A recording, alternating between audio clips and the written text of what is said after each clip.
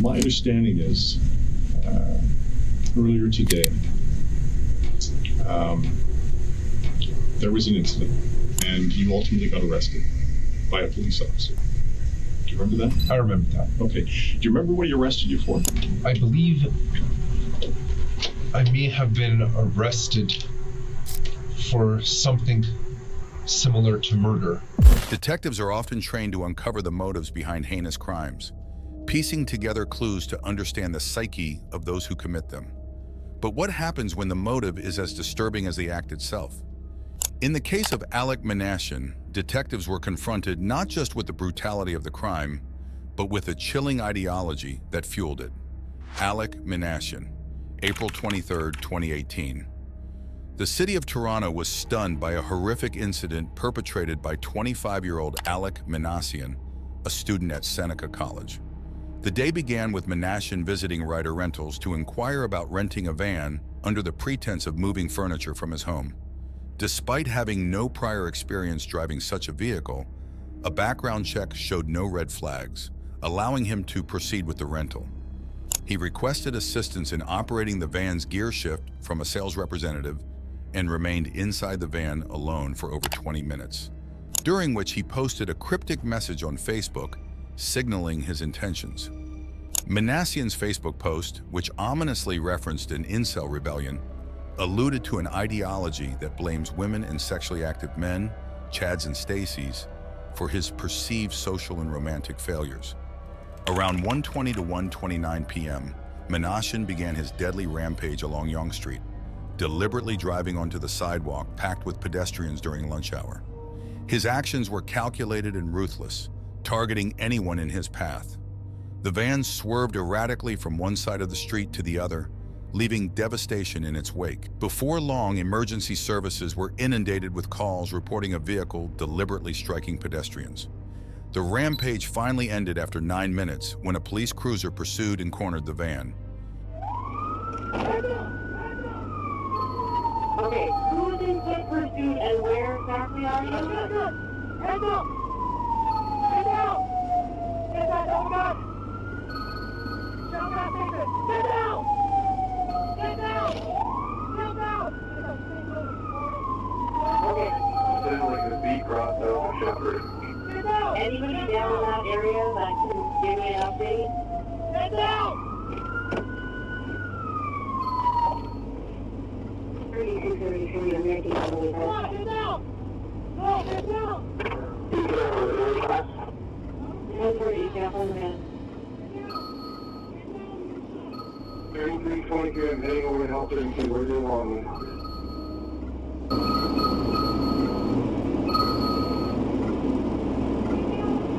Sorry, 3322, are you calling?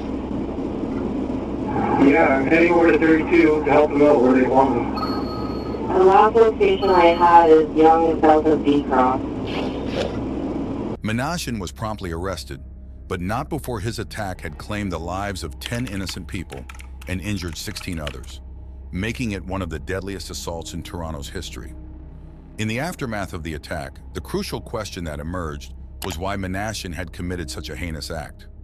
Authorities swiftly initiated an interrogation process to uncover his motives and determine whether there were accomplices or broader implications.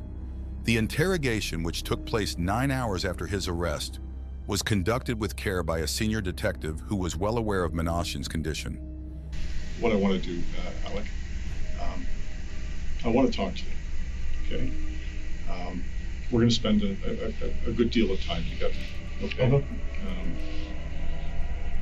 It's important that I talk to you, all right?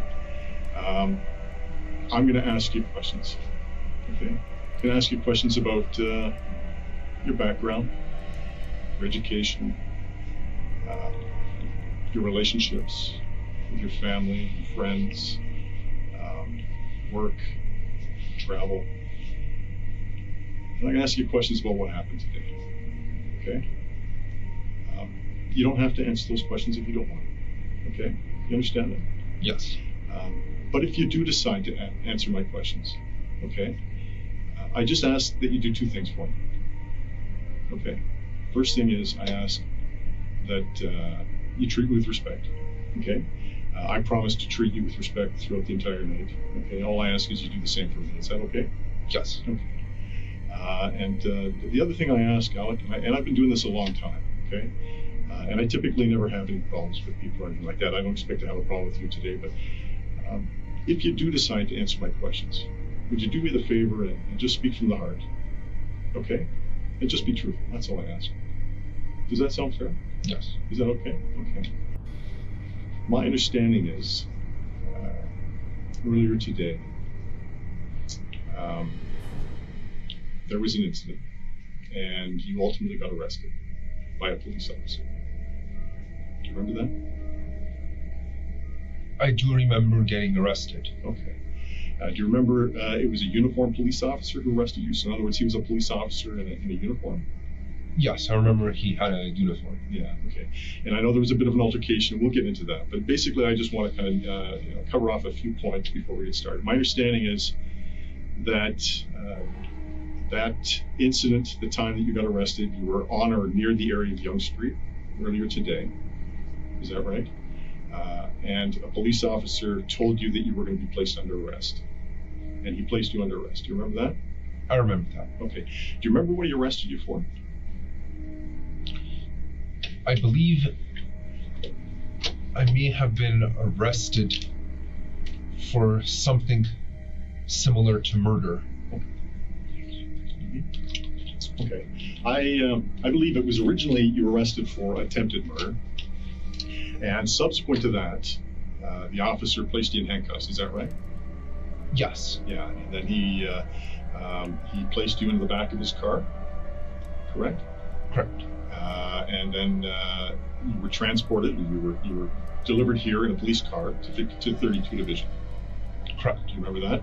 And following that, you were taken into the building, and you spoke to, I believe it was a gentleman, and he's known as a staff sergeant. He would have had 3 stripes on his shoulder with a crown. He would have asked you questions about your medical history, whether or not you were suicidal, whether or not you understood why you were being placed under arrest. I remember that. Okay. Establishing rapport was crucial, as was ensuring Minassian understood his rights and the gravity of the situation. The detective began by confirming basic details, ensuring Minassian comprehended the events leading to his arrest and the charges against him. This approach was critical in validating Minassian's awareness and avoiding potential legal challenges based on his mental state or comprehension of the proceedings. Following that, my understanding is, and I might have gotten the sequence of events mixed up, so correct me if I'm wrong. There's been a lot going on today, and I've been very busy, but my understanding is at some point, if I'm not mistaken, a police officer in a suit came down, and he told you that he updated you with respect to the charges that were going to be laid. Yes. Okay, and do you remember what he said to you? Yes. So originally the charges were 9 counts of first-degree murder. Right. Then later on it got updated to 10 counts of first-degree murder plus 15 counts of attempted murder. Exactly. Yes, that's my understanding. So my understanding is, as the night progressed and as we were learning more information, it came to our attention that 7 people have died. Sorry, 9 people have died. I apologize. As a result of an incident that occurred on Yonge Street. And so subsequent to that, my understanding is the officers came down and they spoke to you to advise you that the charges would be upgraded to 9 counts of first-degree murder. Do you understand what first-degree murder is? It's a premeditated murder and completely intentional and considered to be what's known as in cold blood. Well, yeah, that's a fairly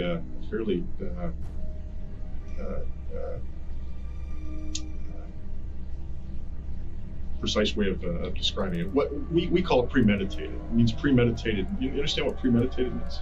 Yes, it would mean that someone planned for that murder in advance. Right, planning and deliberation. In other words, if somebody committed first-degree murder, they would have took the time out to think about what they were going to do, sit down and deliberate over the plan. So in other words, they were going to sit down and go over the details of the plan, figure out what it is they were going to do, how they were going to execute the plan, and so on and so forth to commit a murder. Plan and deliberate. That's what it means. So there's a lot of thought and energy that goes into planning to kill somebody. That's what first-degree murder is. Okay, and so initially it was 9 counts of first-degree murder. And do you remember the officer that told you that? I believe if I remember correctly, it was the officer wearing the suit. The officer wearing the suit who walked you in here today, or walked you into this room? Yes. Okay, all right. Now, did he tell you that you could speak to a lawyer again? Yes. Okay, so he gave you your rights to counsel again? Yes. Okay, and in answer to that caution, that first caution, do you understand? Did you understand what you were being arrested for? Yes. Okay. Did you understand that the charges were now being upgraded to 9 counts of first-degree murder? Yes. And did you understand that you could call a lawyer again? Yes. Okay, and what did you say to the officer in response to calling a lawyer again? I think I simply just acknowledged. I said, okay. Okay. My understanding is he asked you, do you want to speak to a lawyer again? Do you remember what you said to him? I believe I said no thanks. Okay, that's The reason I gave that response was because since I had already spoken to a lawyer very recently, I felt that I wouldn't be given new information at that point. Right, that makes sense. Yeah, that makes sense. Okay, that was my understanding. It's important you understand what I'm saying, okay? You're going to be charged with 10 counts of first-degree murder, okay? As well as 15 counts of attempted murder. I've read you your rights to counsel, your caution, secondary caution, so forth. Do you wish to speak to a lawyer? The choice is yours. Yes, I will speak to a lawyer. You want to speak to a lawyer? Yes, please. Okay. Did you have a lawyer, or did you want to speak to duty counsel? I'd like to speak to duty counsel, please. Oh, no problem. So can you just hold on? Can you sit tight for 1 second? I'm just going to exit the room here for 1 minute. Okay. If you just sit tight, I'll be right back, and then I'll take you down and we can do that. The detective meticulously guided Minassian through each step, ensuring he understood the charges of 10 counts of first-degree murder and 16 counts of attempted murder he was facing. Despite being advised by his lawyer not to speak, Minassian's demeanor during the interrogation suggested a willingness to engage, albeit cautiously. The detective navigated this delicate balance, emphasizing the importance of uncovering the truth while respecting Minassian's rights. He explained the investigative process and underscored the gravity of the situation, urging Minassian to cooperate in the interest of justice and closure for the victims' families. So, before we go any further, just tell me what happened from the time we left this room until the time we came back. What took place? My lawyer told me not to answer. Okay. I understand that. Okay, and I'm glad you told me that. You know why? Because that tells me you understand what your rights are. Okay. But you need to understand something. Okay. We, the police, have a job to do. Okay, and that job includes collecting evidence, speaking to people, trying to understand and uncover what's happened, what took place, and asking questions. And we're obligated to sit down and speak to people like yourself who are in this position and ask you questions, all right? Your lawyer's right, you don't have to answer any questions, okay? But you need to understand something, Alek, okay? I still have to ask you questions, okay? And I'm gonna ask you questions, all right? And I'm gonna talk, okay? And it's not, I'm not doing that to make you feel intimidated or to make you scared or to say things that you don't want to hear, okay? But the bottom line is we have a very difficult job to do, okay? And this is a very, very important matter that we're dealing with here today, all right? So I'm gonna ask you questions. If you don't want to answer, you can tell me you don't want to answer, or you don't have to say anything at all. I totally understand that. But as long as we can still maintain that respect that we talked about at the beginning, is that cool? Yes. Is that cool? You're not going to offend me, okay? You're not going to make me upset or insult me if you say, Rob, I don't want to answer that question. Okay. If you're kicking over the table and screaming, that's going to cause a problem. Okay. But I'm not going to be offended. Okay. And I understand. Okay. But you also need to understand that I have a job to do. I have to ask questions. Okay. To understand the detective's approach, let's delve into a riddle. John's mother had 3 kids. One was named May, another was named June. What's the third child's name? The answer is John. This puzzle, filled with misleading details, illustrates how the obvious answer can be obscured. The detective mirrors this method. He strategically mixes refusal to answer with essential questions, coaxing the suspect into a dialogue that might lead to a confession. And I ask you these questions, and I'm not trying to intimidate, I'm not trying to scare you, okay? The reason why I ask these questions is because it's important that I get to know you better, all right? We just met for the very first time, and you don't know me, am I right? Correct. Right. And I've never met you before, but I do know a great deal about you, and it's important I get to know you better. And the reason why I say that is because this is an important issue that brings you here today. Okay, it's very serious, and I think I would be neglectful if I didn't at least try and understand who you are. That's all I'm trying to do. You understand? Yes. Does that make sense? Yes. Okay. Do you feel intimidated right now? Are you scared or anything like that? No. If that ever happens? I will let you know. Okay, all right. If there's anything I say that is offensive, or that you find offensive, or if there's anything I say that you don't like, will you let me know? Yes. Okay. The reason why I say that because I don't want to offend. That's not why I'm here. Okay. I do know this. My understanding is you were in a special needs class in high school. Okay. It was a small classroom, specifically designed for people with special needs. My understanding is that there were a number of students in that class who excelled very well in certain areas and didn't do very well, or were they performed poorly in other areas. So there were, there was a mixture of individuals in the class, and the idea behind being placed in the special needs class was to focus on the areas where they didn't perform as well.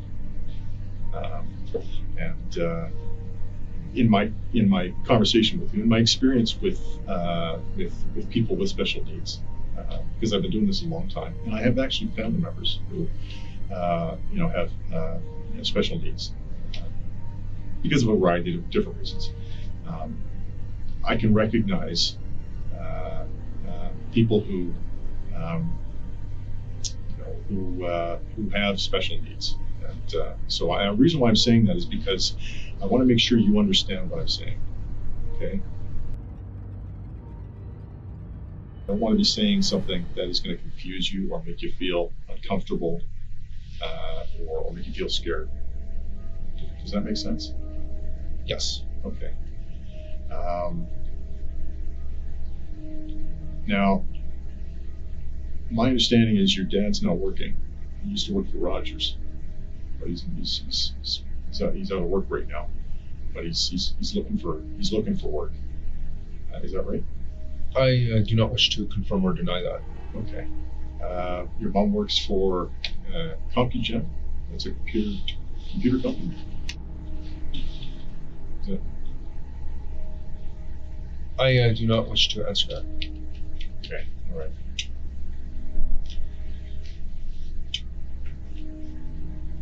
Are you in any kind of relationship right now with an intimate partner, or do you have a girlfriend or a? I do not wish to answer that. No. Okay. All right. What about friends? Do you have a group of friends that you typically hang around with? I do not wish to answer that. You don't wish to answer that. If I was to say Jeffrey Wan, would you know who I'm talking about? I don't recall that name. Jeffrey Wan, W-A-N? I don't recall. You know? What about Brendan Levine? I don't recall. Okay. All right. Do you know a fellow by the name of Michael White? I don't know which to answer that. Okay. All right. What about Michael Transer? Sorry. Yeah, Tanzer. Michael Tanzer. Do you know Michael Tanzer? I don't wish to answer that. Okay. Do you have a Facebook account? Yes. You do, right? Yeah. Am I correct to suggest that the name of your account profile is your name? What I will say that it is correct to assume that most people have a Facebook account with the same name as their real name. Right.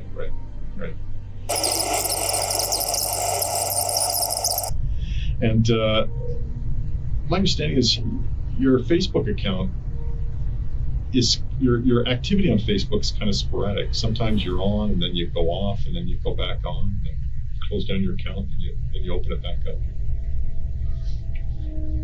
Why is that? I don't wish to answer that. Am I right to assume that you've closed your Facebook account down in the past?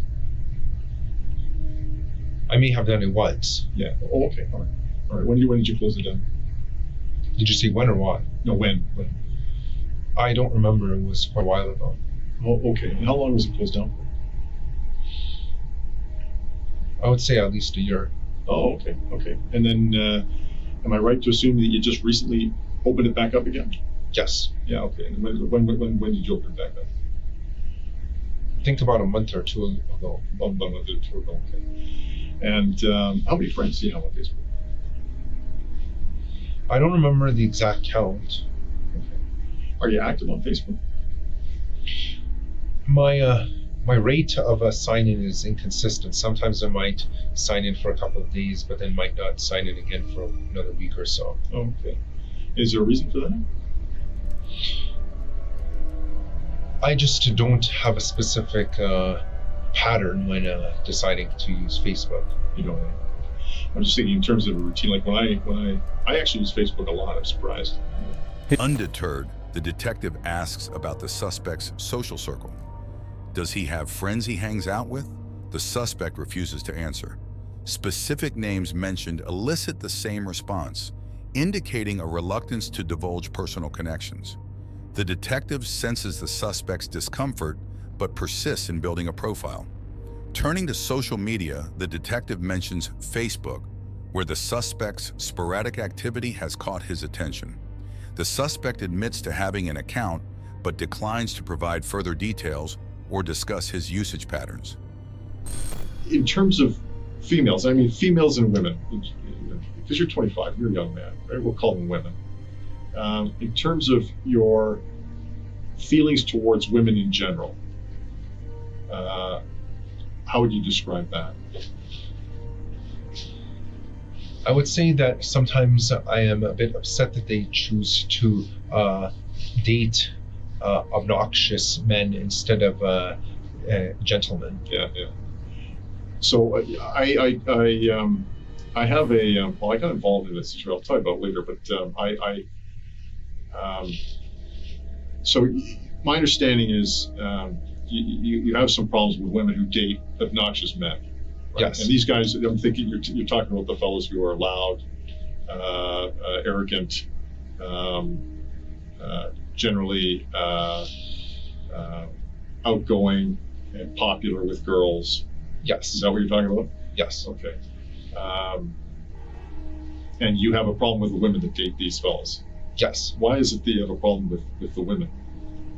Because I feel that it's illogical to be dating such men when they could be dating gentlemen instead. Right. That makes sense. So how long have you had this this feeling towards women who are attracted to, this particular type of guy? Ever since I started college. Ever since you started college. Was it something that occurred as a result of a single incident? Like, was there one particular moment in your life where it sort of struck home this was a problem, or was it just a? On Halloween of 2013, I was attending a house party, and I walked in and attempted to socialize with some girls. However, they all laughed at me and held the arms of the big guys instead. Really? Yeah. Wow, that's kind of rude. And how did that make you feel? I felt very angry that they would, because I considered myself a supreme gentleman. I was angry that they would give their love and affection to obnoxious brutes. Really. And so it was that particular moment, and that was sort of the defining moment that made you think that, this is wrong, and these people are unfairly treating you in the way that they were. Yes. Yeah. And that makes sense. I appreciate you telling me that says a lot. And so from that point on, what did you start doing? I started thinking that it's unfair that certain guys will not get any love and affection from girls. Okay. And what do you mean by certain guys? Such as me, that are very nice and act gentlemanly. Right. Are there other guys? Did you find other guys are in the same? I know of several other guys over the internet who feel the same way, but I know they are. I would consider them too cowardly to act on their anger. The conversation shifts to a sensitive topic: the suspect's views on women. He expresses frustration that women often choose obnoxious men over gentlemen like himself. He recalls a painful incident at a house party where he felt rejected and ridiculed by women who favored more outgoing men. This experience left him feeling angry and resentful, a sentiment that persisted since his college days. Oh, okay. And so on the internet, where were you talking about in terms of? Specifically, certain boards on 4chan. Oh, okay. 4chan. I'm familiar with 4chan. So that's such as R9K and Parole. Okay, so describe 4chan to me. What is 4chan specifically? It's an image board where people can anonymously make any post they want. The three boards that I have frequented are B, which is the random board. Okay, yeah. POL or poll stands for politically incorrect. Okay. And R9K, which is basically means R9000. It's in effect they're saying we're all robots. Anyone who messages on that board. Okay, so those are the three boards that you go to. Yes. To is it fair to say you chat? Yes. You chat. So you chat with other similar-minded people. Yes. What's the general the topic within these message boards? Well, on B, or random, the general topic is random. It's literally any random topic. On R9K, they call us space robots. Okay. The topic is usually frustrations at an inability to lose one's virginity, specifically for young males. Okay. Poll, which is politically incorrect, is the general topic is basically political discussions with an alt-right bias. The detective probes deeper into the suspect's online activities, mentioning his presence on certain boards known for discussions on relationships and societal issues. The suspect confirms his participation, describing these forums as places where like-minded individuals share frustrations about relationships and social dynamics. Alt-right, so you're ultra-conservative, or you're yes. Like in the American definition, you'd be ultra-Republican. Yes. Okay, so what would your political views be in the alt-right message board? I actually don't have any political views. I only the only reason I have talked with them was just because I enjoyed their style of conversation. Okay. And what was the style of conversation?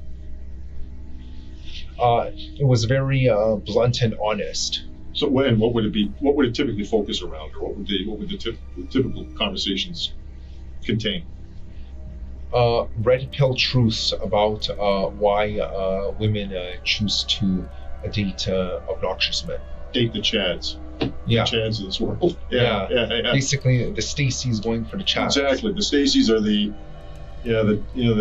dizzy, dumb girls dating the goofy, jocks. Yeah. Right. So you call them Stacey's and Chads. Yeah. I've heard that term before. And so that's in the alt-right. Yes. That conversation takes place in the alt-right as well. Yes. Do other things take place in the alt-right? Forum? Or red pill. Some alt-right members consider themselves to be red pilled. What does that mean? Is that like a Matrix reference? Actually, it is in fact, that term was actually in fact came up as a reference to Matrix. Right. Taking the red, you can either take the red pill or you can take the blue pill. Right. And some alt-right members even consider themselves to be a black pill, which in essence means they're a MGTOW, men going their own way. Oh, okay. All right. Okay. You're right. Yep. Okay. So the conversations are surrounding. So in those three message boards, they're all basically this, or maybe I shouldn't say all three, but in the two message boards, the alt-right and the R9K. R9K, and we call ourselves space robots there. Space robots, but the conversations tend to be focused around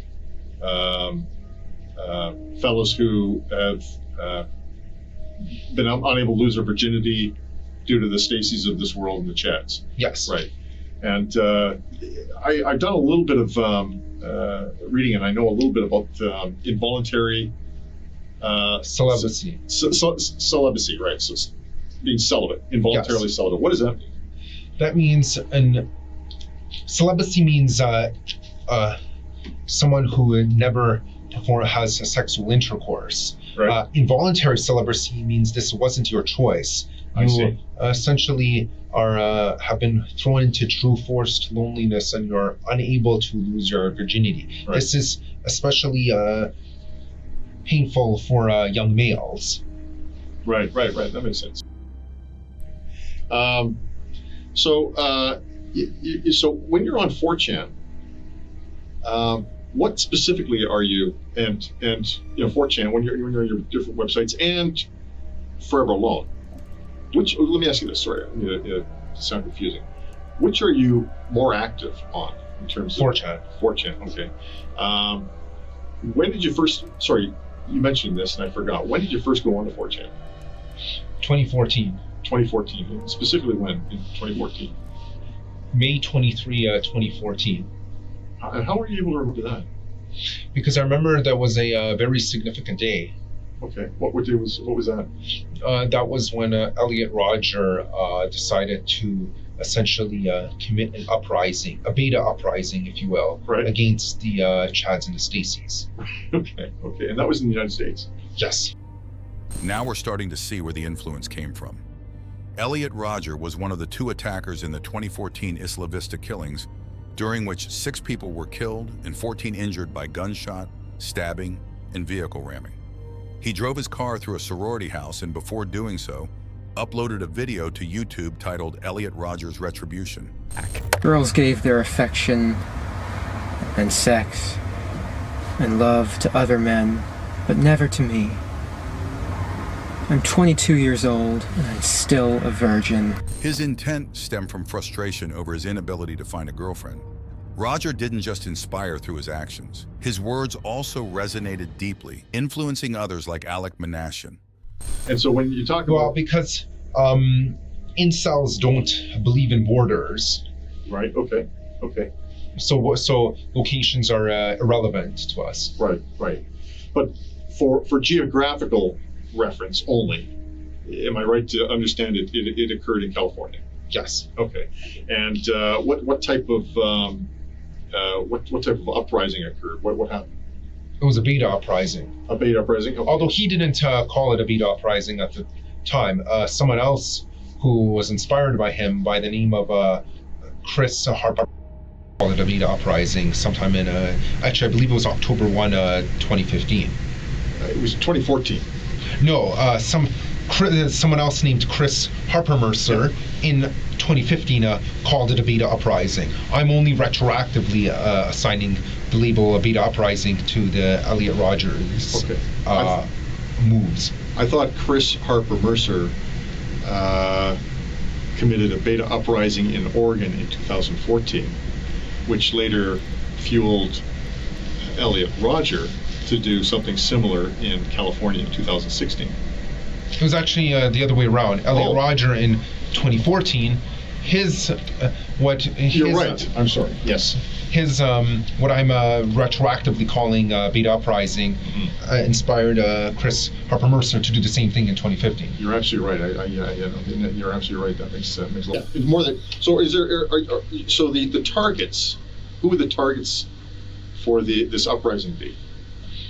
All of the alpha males. All the alpha males. So the Chads. Yes. So those are the people that you want to kill. Yes. Okay. All right. And who else? Any of the Stacys who do not wish to give their love and affection to the incels. So they're a target as well. Yes. To be killed. Yes. Okay. And what about the normies? Normies. Yes, we don't necessarily wish to kill the normies, but we do wish to subjugate them in order to make them understand that that our type is the more superior one. Right. So when you say subjugate, what do you mean by that? Meaning either imprison them or put them in a lower position in society. Okay. So that they acknowledge the incels or the Pepe the Frog types as the more superior ones.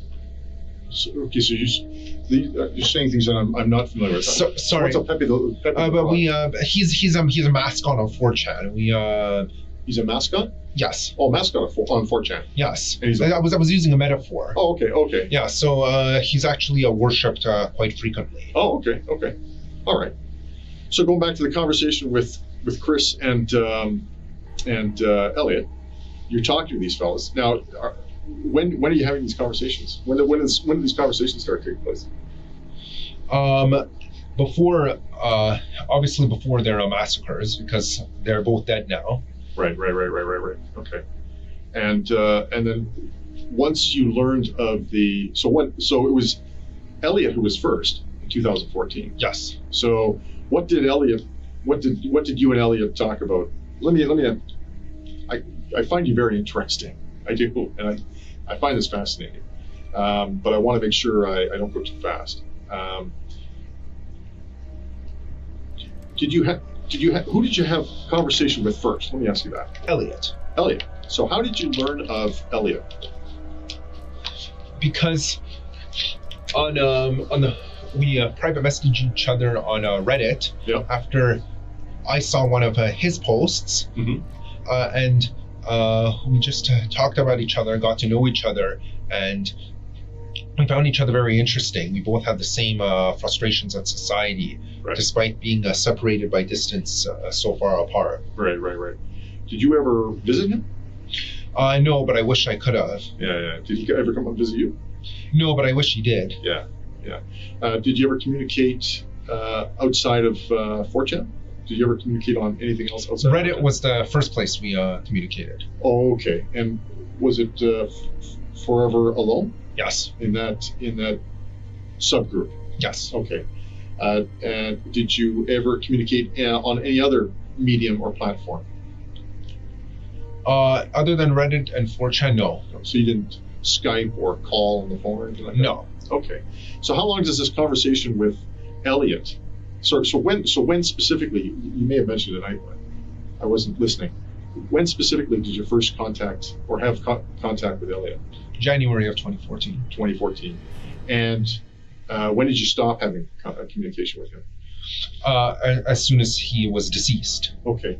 So his act, I know, took place in 2014, but I wasn't aware of the exact day. What day was it? May 23, 2014. May 23rd. Yeah, you said that. So when did you last speak to him? May 20. May 20th. And so what did he tell you? He told me that he has to go. He is on a very important mission, and he might not make it back alive. So what did you say to him? I kind of had an idea in my head of what he was planning, but I didn't want to think it was true at the time. So I replied and said, I wish you good luck with that. Right on. Okay. And was there anybody else in this conversation? It was a private conversation. It was a private. Okay, so there's nobody else speaking? No. Okay. What takes place next? As part of this growing radicalization? To be honest, the planning didn't occur until about a month ago. Most of it was actually just thinking and daydreaming. Okay, all right. So the thinking and daydreaming, when did that start? That started about a month after the rebellion in May of 2014. Okay, so in June, I started thinking about this stuff. And then that continued right up till about a month ago? Yes, which is when I booked the van with the rider in order to use as a tool for rebellion. Okay, all right. So take me through that process. What was going through your mind, and what were you thinking when you were doing all of this? What was going on? I was thinking that it was a time that I stood up to the Chads and Stacys. Okay. And then, so what happened? Tell me what takes place. So I booked the van. Yep. And then I just simply wait until today. Yep. And then I go rent the van, and then I drive it, take it downtown to Toronto. Okay. And I just start using it as a weapon. Okay, all right. And so when you say that, what do you mean by that? Meaning the vehicle collided with several pedestrians, some of who are no longer alive as a result. Right, okay. And so that's a lot of information. Take me back to a month ago. You said this is when this whole planning started? Yes. Okay. So about a month ago, where were you at that point? I was at Seneca College, and I decided to phone Ryder and book either a truck or a van with them. And they had a 10-foot van available, so I figured that this is perfect. I can it's big enough to have an effect, but not too big that I can't maneuver with it. So the van was the perfect medium size to use as my weapon. Right on, okay. So you're at Seneca? Yes. You said? And where specifically at Seneca are you? I was at the college library when I made the phone call. At the college library when you made the phone call? Yes. So the library that you just drew for me? Yes. Okay, and where were you specifically in the library? These desks. Okay, what you just... It was actually my face was facing north. So show me where you were. I was sitting here, facing this way. Okay, so you just put Ryder phone call.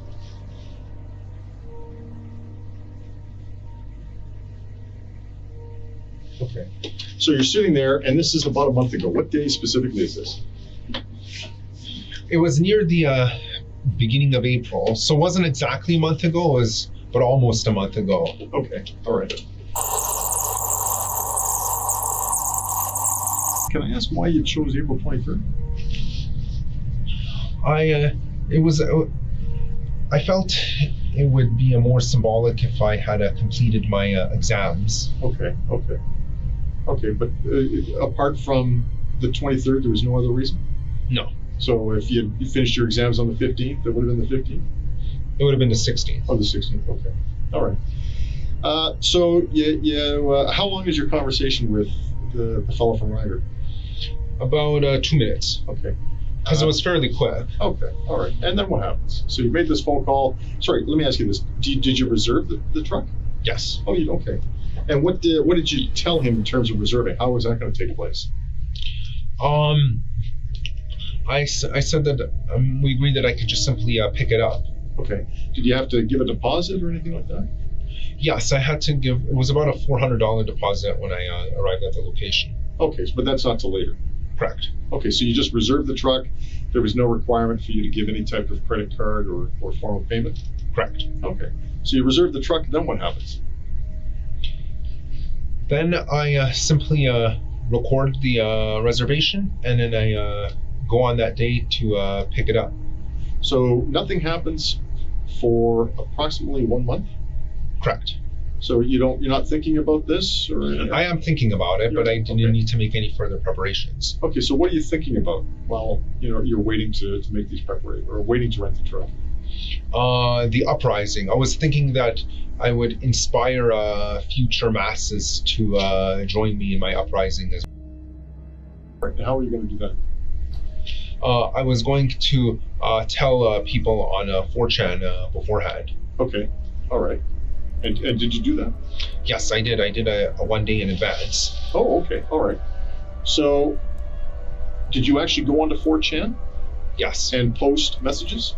Yes. Okay, and what name did you, or they're anonymous, you said that. Yeah, Is that right? that's the default. If you don't specify a name, it's going to say anonymous. Okay, did you specify a name? No, it was anonymous. Okay, so it was anonymous. Okay. Yes. And what time did you go onto 4chan?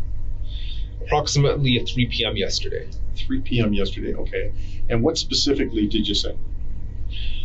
I was using a code language to avoid detection by the authorities. I stated that there will be a Vita uprising tomorrow. I encourage others to follow suit. Okay, okay. And did you post on any other mediums? Media. Any other media? No, just 4chan. Just 4chan. Okay, did anybody reply? Yes, quite a few people were congratulating me because I suspect they probably knew what I meant by what I said. Okay. And in fact, I remember there was one poster who said he was from Edmonton and he would be planning a similar uprising in November 15 of this year. Of this year, okay. Okay, and what specifically did he say in terms of what he was He gonna said, hey, thanks, man. You've given me great inspiration. November 15, Edmonton, the continuation of the rebellion. Okay, okay. Those are his words. Okay, I understand, okay. The aftermath of the Toronto van attack prompted widespread debate on issues ranging from mental health to the influence of online communities in fostering radicalization. It underscored the dangers posed by individuals who espouse extremist ideologies and resort to violence as a means of protest or retaliation against perceived societal injustices. Throughout the investigation and subsequent legal proceedings, Minassian's actions were scrutinized for their motive and ideological underpinnings. Alek Minassian was charged with multiple counts of first-degree murder and attempted murder following the Toronto van attack on April 23, 2018. He was found guilty of all charges and sentenced to life in prison with no possibility of parole for 25 years. That's all for this video. We hope you have found this video informative and interesting. What are your thoughts on cases like these? Let us know in the comments section. Make sure to subscribe to our channel and hit that bell icon for more interesting videos like this. Thank you for watching our video.